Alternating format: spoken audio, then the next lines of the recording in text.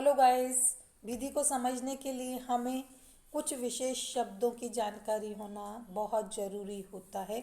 उन शब्दों की जानकारी के बिना विधि को हम सच्चे अर्थों में नहीं समझ सकते हैं।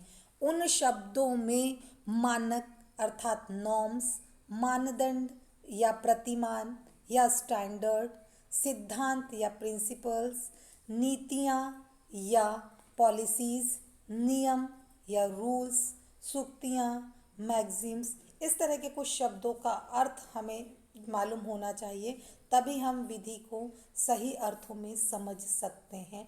आज पहले शब्द के रूप में हम देखते हैं मानक क्या होता है। मानक शब्द जो है उसकी उत्पत्ति लैटिन भाषा की से हुई है और लैटिन भाषा का जो शब्द था उसका नाम था नॉर्मा, जिसका अर्थ होता है नियम या प्रतिमान या मानदंड। मानक में मानव क्रियाओं और आचरण को अधिकृत, विहित, निश्चित या विनियमित करने वाले सामान्य अधिकथन या निर्देश सम्मिलित होते हैं। तो मानक नॉर्मा से बना हुआ है और मानव की जितनी भी क्रियाएं हैं या आचरण हैं उनको निश्चित करने वाली सभी चीज़ें मानक शब्द में प्रयुक्त की जाती हैं। मानक को हम नॉर्म भी कहते हैं। Knowledge of the certain words is very important to understand the law. First word is norm.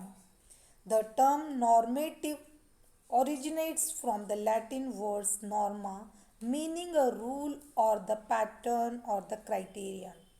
The standard includes general assertion or the instruction authorizing, prescribing, defining or regulating human action and conduct. तो norms को हमने समझा। अब दूसरे शब्द के रूप में मानदंड या प्रतिमान क्या होता है। मानदंड या प्रतिमान या स्टैंडर्ड भी इसे कहा जाता है। यह विधि द्वारा विहित आचरण का एक माप है, एक मेजरमेंट है। विधि जिस चीज़ से मेज़र करती है उसे ही मानदंड के रूप में, स्टैंडर्ड के रूप में जाना जाता है, जिससे अलग आचरण करने वाले को अपने कृत्य से उत्पन्न होने वाली हानि या उसकी अवैधानिकता के लिए जवाबदेह होना पड़ता है। सामान्य रूप से विधि ने कुछ मानक बना दिए, कुछ स्टैंडर्ड बना दिए हैं, आपको उसी के अकॉर्डिंगली आचरण करना है।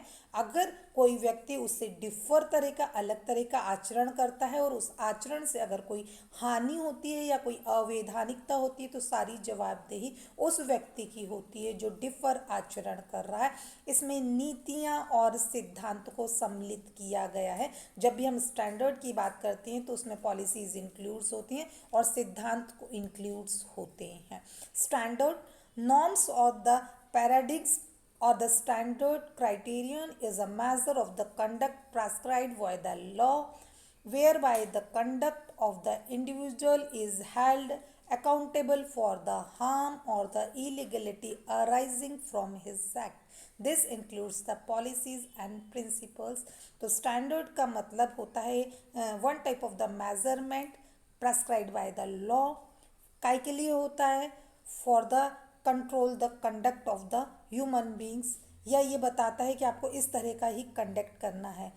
If you do the differ type of the conduct तो उससे होने वाला जो भी लॉस होता है you should be accountable for that loss.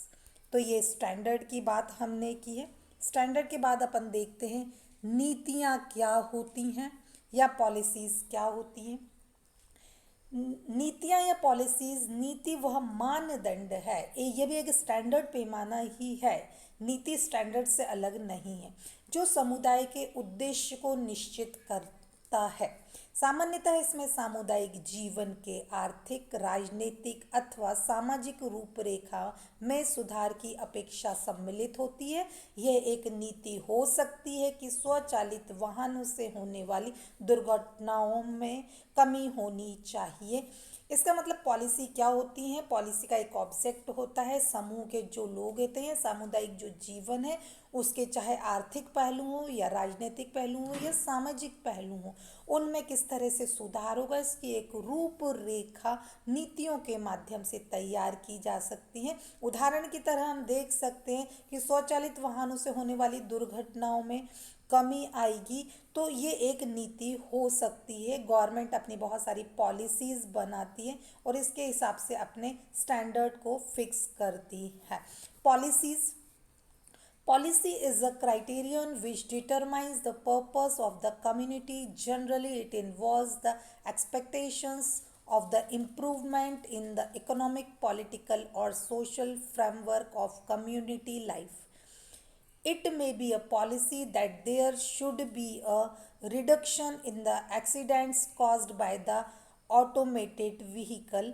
तो ये इन्होंने बताने की कोशिश की है कि पॉलिसीज़ एक तरह के मापदंड हैं और ये सुधार के लिए होते हैं, चाहे आर्थिक सुधार हो, चाहे राजनीतिक सुधार हो, चाहे सामाजिक सुधार हो, सामुदायिक जीवन में सुधार के लिए पॉलिसीज़ को बनाया जाता है। सिद्धांत प्रिंसिपल्स क्या होते हैं? बिना सिद्धांतों के जीवन का कोई महत्व नहीं है। इसी तरह बिना सिद्धांतों के विधि के भी अस्तित्व की कल्पना को हम नकार सकते हैं। सिद्धांत क्या है? यह विधिक तर्क युक्ति के लिए प्राधिकारिक प्रारंभिक बिंदु है। ये फर्स्ट पॉइंट है। काय के लिए? जब हम कोई विधिक तर्क देते हैं या युक्ति देते हैं उसके लिए फर्स्ट पॉइंट होते हैं जिसमें निगमन अथवा परिणाम निकालने के माध्यम के द्वारा निर्णय के आधार ढूंढे जाते हैं। मतलब अगर कोई भी डिसीजन दिया जा रहा है, कोई भी परिणाम निकल रहा है, तो वो परिणाम किन आधारों पर निकला है वही सिद्धांत के रूप में जाने जाते हैं। सिद्धांत एक अनुपालनीय मानदंड है। सिद्धांत एक तरह के मानदंड है। कैसे मानदंड पर? जिनका अनुपालन किया जाना चाहिए, जो न्याय या निष्पक्षता या नैतिकता के कतिपय अन्य परिमाप द्वारा अपेक्षित है। अगर न्याय हो रहा है, निष्पक्षता की हम बात कर रहे हैं या नैतिकता की बात कर रहे हैं, तो हमें ये बताना पड़ता है कि इसमें कौन से सिद्धांत अपेक्षित है, मतलब कौन से सिद्धांतों के पालन से हम इस न्याय पर, इस निष्पक्षता, इन नैतिकताओं पर पहुंचे हैं। एक सिद्धांत यह हो सकता है कि कोई व्यक्ति अपने अपकार से लाभान्वित नहीं हो सकता है।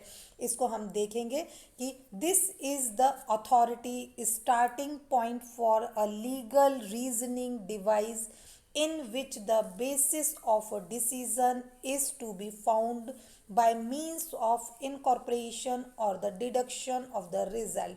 The principle is an observable criterion expected by some other measures of justice or the fairness or the morality that a person cannot benefit from his wrong. हम देख सकते हैं कि कोई भी सिद्धांत है, अगर हम किसी भी डिसीजन पर पहुंचते हैं तो हमको उसको आधार बताना पड़ता है और जो आधार होते हैं वही सिद्धांत के रूप में जाने जाते हैं। जब हम न्याय की बात करते हैं तो न्याय भी किन्हीं सिद्धांतों के आधार पर ही होता है।